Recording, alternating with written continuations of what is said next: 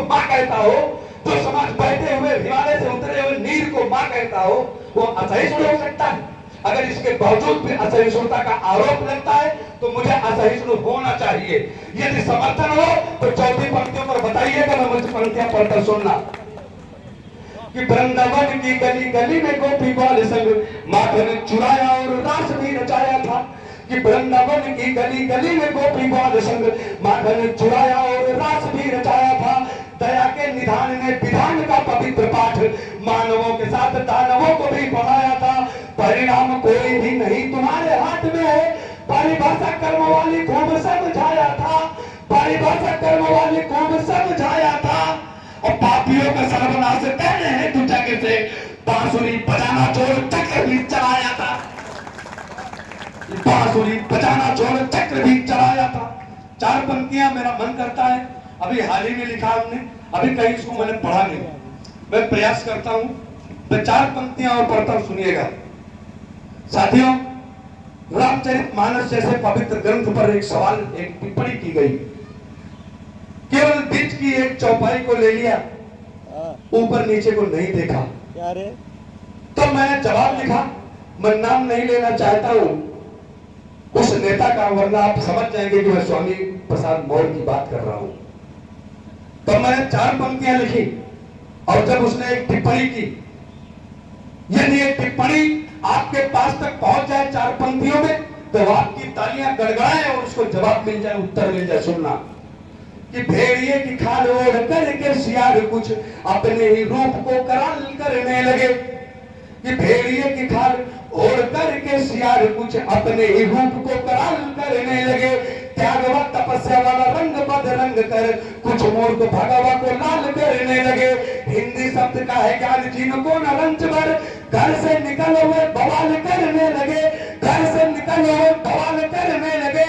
आज कुछ मूर्ख गण तुलसी के लालच में तुलसी के ज्ञान पर सवाल करने लगे। आज कुछ मूर्ख गण तुलसी के लालच में तुलसी के ज्ञान पर सवाल करने। ये श्रृंखला लंबी है नाना जी, चार पंक्तियां और सुन लीजिए। ये बड़ी रचना है, बड़ी लंबी रचना है, लेकिन चार पंक्तियां और पढ़ता सुनिएगा। तब मैंने भी उस दुष्ट को जवाब देने का उपक्रम में मैं खड़ा हुआ हूं। आपका साथ मिले, आपका सहयोग मिले, मैं पंक्तियां निवेदित करता सुनिएगा। कि गिरगिटों की भांति रंग अपना बदल कर, जिनको अपनी वल्दियत का पता नहीं है, आगे चल करके उनकी वल्दियत रुपया लिखी जाएगी या किसी मनुष्य का नाम भी होगा, ये भी उनको जानकारी नहीं है। कभी इस पार्टी में, कभी उस पार्टी में, जिनका कोई ठिकाना नहीं है, वो आकर के मुझे ज्ञान बताते, तब पंक्तियां निवेदित करता सुनिएगा। कि गिरगिटों की भांति रंग अपना बदल कर घट धूर्ता की है अनेक फोड़ने लगे।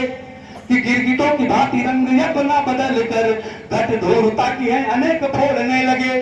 जिनका आचार व विचार पंगु हो गया, सनातनी बाजार की वह रुख मोड़ने लगे।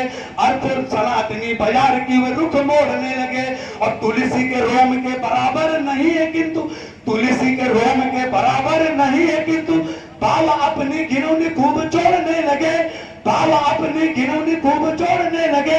अर्थ चौपाई का बदल कर जातिवाद का विस्फोट कर समाज तोड़ने लगे।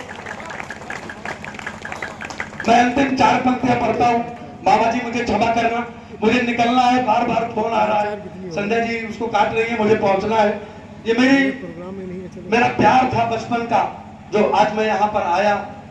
ये मामा लोग बड़ा दुलार, बड़ा स्नेह देते हैं मुझे, इसलिए मैं अपने आप को रोक नहीं पाया, वरना आज मेरा एक कार्यक्रम बहुत जरूरी लगा हुआ है और बहुत बड़ी जिम्मेदारी उस कार्यक्रम की मुझे पहुंचना है किसी कीमत पर। अभी लगभग 200 किलोमीटर की मुझे सफर करना है और बीच में 2 शहर का जाम क्रॉस करना है। जाम कितना समय होता पता नहीं, इसलिए मुझे समय से पहले मुझे जाना पड़ेगा। इसलिए अंतिम चार पंक्तियां मैं पढ़ता हूँ और अपना स्थान लेता हूँ। मेरी अपनी एक अभिलाषा है, मेरी अपनी एक महत्वाकांक्षा है कि हे मां शारदे, हे प्रभु श्री राम, मेरी लेखनी को वो सामर्थ्य दे कि समाज के अंदर व्याप्त तमाम विदुषियों के प्रति अपने कविताओं का परिपाक में परोस सकूं। ये मेरी महत्वाकांक्षा है। आप सभी लोगों की अपनी महत्वाकांक्षा होगी, मेरे बच्चे अच्छे विद्यालय में पढ़े, अफसर बने, मैं अपने जीवन को धन्य करूं।